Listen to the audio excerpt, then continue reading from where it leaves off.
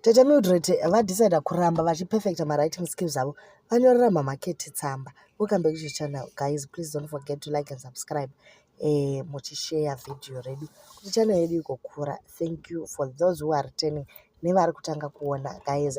This is where we give you hot news dziri kuitika paZimbabwe.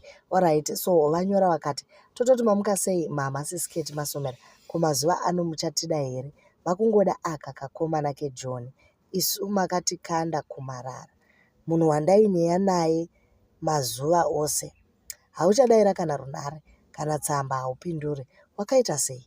Kuno mwana wehanzvadzi yangu ari kurwara akarohwa nematsotsi kuJoburg uko South Africa. Ko Mazepe akazowana murungu wekugara naye here muIrish? Ndaikumbirawo 100 euro nditumire musikana ari kuchipatara, haana kana yekudya. Tora runhare undifonere vako Tete Mildred. Saka tete vari kunyora kana muchicherechedza tsamba dzavo dzinenge dzine zviri kuitika neimmediate family yemunhu ari kunyorerwa. ZvekwaMasomera zvakawanda.